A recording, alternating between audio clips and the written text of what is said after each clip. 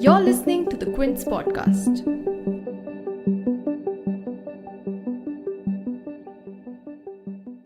After a frantic scramble, the last evacuation flight carrying Americans left from Kabul before the 31st August deadline set by US President Joe Biden. And so the US's longest war against terror officially came to an end. In a press address, General Kenneth McKenzie said that since the day before the Taliban recaptured Afghanistan, the US evacuated around 79,000 people from Kabul, including several thousand American citizens and Afghan nationals who had worked for the US. He also said that while the military evacuation is complete, the diplomatic mission to ensure that additional US citizens and eligible Afghans who want to leave the country continues. I'm here to announce the completion of our withdrawal from Afghanistan and the end of the military mission to evacuate American citizens, third country nationals, and vulnerable Afghans. The last C-17 lifted off from Hamid Karzai International Airport on August 30th, this afternoon, at 3:29 p.m. East Coast time, and the last manned aircraft is now clearing the airspace above Afghanistan. While the military evacuation is complete, the diplomatic mission to ensure additional U.S. citizens and eligible Afghans who want to leave continues. And I know that you have heard, and I know that you're going to hear more about that from the State Department shortly. Tonight's withdrawal signifies both the end of the military component of the evacuation, but also the end of the nearly 20-year mission that began in Afghanistan shortly after September 11th, 2001. And hours after a C-17 military aircraft airlifted the last US soldiers, Taliban fighters took charge of the Kabul airport. Shots were fired into the sky to celebrate the victory and a quote-unquote free and sovereign Afghanistan. Taliban leaders were seen inspecting the airport, flanked by the elite Badri unit, posing for photographs and flying the Taliban's white flag. But as this new chapter begins for the country, the mood is grim for thousands of common Afghans who fear losing their basic rights and freedom under the Taliban. While on one hand, the Taliban has been trying to seek international recognition and presenting a moderation of their views, on the other hand, there have been reportage of the Taliban going back to their old ways. In fact, just days after the Taliban spokesperson Zabihullah Mujahid confirmed that music will be banned in public spaces as it was in the previous regime, a popular folk singer by the name of Fawad Andarabi was dragged out of his house and shot dead by a Taliban fighter. Amid this atmosphere of fear, the UN has passed a resolution which requires the Taliban to keep their commitment to allow safe passage for eligible Afghans out of the country. But can international leaders hold the Taliban responsible to their commitments? With the ISIS-K now emerging and targeting Kabul in the past few days, can it lead to an unlikely relationship building up between the Taliban and the West? In this episode, we spoke to Mr. Manoj Joshi, who's a distinguished fellow at Observer Research Foundation. You're tuned in to The Big Story, the podcast where we dissect the headline-making news for you. And I'm your host, Shorburi.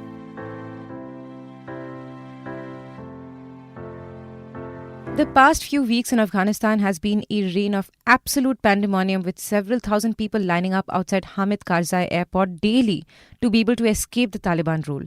Since 2001, nearly 2,500 US soldiers and as many as 120,000 Afghans lost their lives to this prolonged violence. And even in the last days of evacuation, a suicide bombing carried out by the ISIS-K on 26th August outside the crowded Hamid Karzai Airport left nearly 170 Afghans and 13 US troops dead. In a written statement, US President Joe Biden applauded the quote-unquote unmatched courage, professionalism and resolve of the US troops as the US's 20-year-long military presence in Afghanistan ended. But the last flight from Kabul is also symbolic of a failed process, as the unplanned withdrawal leaves Afghans behind to deal with their bleak fate. Although the extremist terrorist group has been presenting a more inclusive version of themselves with promises to support women's rights, not many are buying this revamped Taliban 2.0. In our previous episodes of The Big Story, we have focused on how the ground reality shows a stark difference from the Taliban's pledges, even as the terror group has started paying attention to how the international community might think of them. But despite the apprehension that the Taliban regime is unlikely to have changed their hardened stance on rights and extreme punishments, The US's withdrawal has also drastically shifted the geopolitics of the world, starting with how the international leaders and agencies look at the Taliban. The Taliban group was first designated as a terrorist organization in 1999 by the UN Security Council, as the group's atrocious acts amounted to war crimes and crimes against humanity. But lately, that view has been shifting as the Taliban show a keenness for international recognition. While on 16th August, which is a day after the Taliban took over the war-torn country, the UNSC reaffirmed, and I'm quoting a part of its statement, quote, the importance of combating terrorism in Afghanistan to ensure the territory of Afghanistan should not be used to threaten or attack any country, and that neither the Taliban nor any Afghan group or individual should support terrorists operating on the territory of any other country, end quote. But in the latest UNSC resolution on Afghanistan from 27th August, that was adopted under India's current presidency, the international agency has dropped a reference to the Taliban while condemning terror. Their statement simply said, quote, no Afghan group or individual should support terrorists operating on the territory of any other country, end quote. As the US troops left the country, India too has announced its first meeting with the Taliban. Although the Ministry of External Affairs did hold back-channel talks earlier in July, this is the first official confirmation of talks between the Taliban and the Indian government. So is the world coming to terms with the Taliban reality, and is this a signal of diplomatic acceptance? Mr. Manoj Joshi weighs in. One has been coming to grips with the reality that Taliban is the de facto authority in Afghanistan. Russia and China, of course, have been dealing with Taliban for quite some time. Iran also has been dealing with them. India has now most recently had a meeting. A top Taliban leader came to the Indian embassy in Qatar yesterday. Now, the thing is that the Taliban was designated as a terrorist organization by the United Nations under its United Nations Resolution 1267. But interestingly, the United States did not designate it as a terrorist organization and recognized it as an insurgency. That is why the United States was able to conduct a dialogue with them in 2018, which concluded in the Doha Agreement of 2020. So I think definitely, yes, this is a sign of diplomatic acceptance, but also a sign of accepting the reality as it exists on the ground.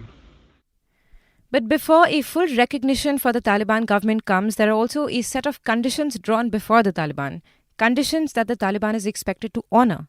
While in earlier reports, the Taliban is said to have warned Afghans from fleeing the country as the deadline neared, it clarified its stance later on and said that Afghans would be able to travel outside and leave Afghanistan whenever they want to. In fact, in an interview with the New York Times, Taliban spokesperson Zabihullah Mujahid also confirmed that those with valid travel documents would not be prevented from entering the airport. Only those people who don't possess valid documents won't be allowed to leave. And based on those statements, the UN Security Council recently adopted a resolution which also demands the Taliban to honor their commitment to let people free passage out of the country. It also asked the Taliban to keep the airport open and allow, quote-unquote, full, safe and unhindered access for international agencies, while asking the terror group to reaffirm the importance of upholding human rights that includes, quote, equal and meaningful representation of women that responds to the desire of Afghans to sustain and build on Afghanistan's gains over the last 20 years in adherence to the rule of law, end quote.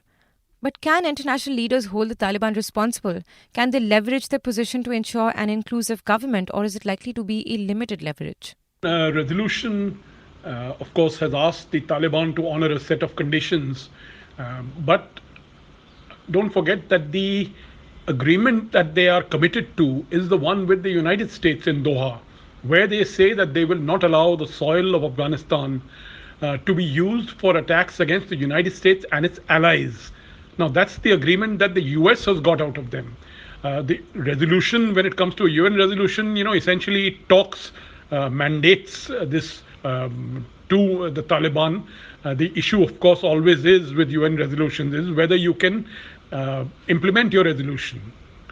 So I think, but definitely before full recognition comes to the Taliban government, the international community would like to leverage their position, leverage their position on recognition to ensure that the Taliban make certain binding commitments and also possibly goes in for an inclusive government. But the point is that given the country like Afghanistan, it's not very easy.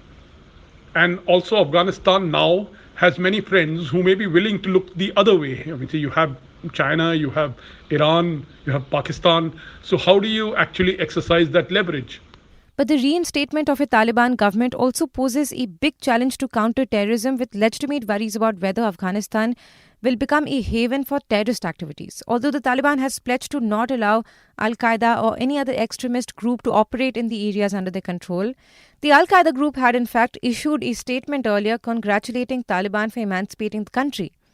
Moreover, since the collapse of the ISIS earlier in 2019, the devastating suicide bombing attack outside Kabul airport, which was claimed by ISIS-K, is perhaps a reminder that Afghanistan can become a breeding ground for jihadi terrorism. But this event also seems to have led to an unlikely relationship building up between the US and the Taliban, with President Joe Biden vowing to strike against the ISIS-K while relying on the Taliban for a safe evacuation. Can this force an unforeseen alliance between the Taliban and the West? There are a lot of worries about the fact that the Taliban government could, enable the country to become a haven for terrorist activities. But the fact of the matter is that the Taliban would like to assert their own authority, and the entities like ISIS-K are actually their sworn enemies. The worry that the US has is both about the ISIS-K and about the Al-Qaeda. Now, the Taliban and the US have found common ground. They actually have an agreement, the Doha Agreement, under which the United States has kept its side of the bargain. They have left Afghanistan, and now they will expect the Taliban to keep their side of the bargain, which is to prevent any force in the soil of Afghanistan that can threaten the United States and its allies. And to this end, I think they have a lot of leverage. There is no shortage of leverage. Afghanistan is in a dire situation. It needs foreign aid. It needs foreign assistance. And if the Taliban wish to run the Afghan state, they will require the cooperation of the West, because their friends like Iran and Pakistan are actually broke. They don't have much money. The Chinese are very transactional. They are not likely to step up with the kind of resources that Afghanistan needs to survive. So that's the leverage that will be used by the US. And that's a wrap for this episode, but stay tuned to the Quint for more. If you like listening to this episode, please subscribe to the Big Story playlist for episodic updates. We're live on Apple, Google Podcast, Spotify, JioSaavn, and most of the other popular podcast streaming platforms. For other podcasts, please log on to the Quint website and check out the podcast section. For any feedback, shoot an email to podcasts@thequint.com.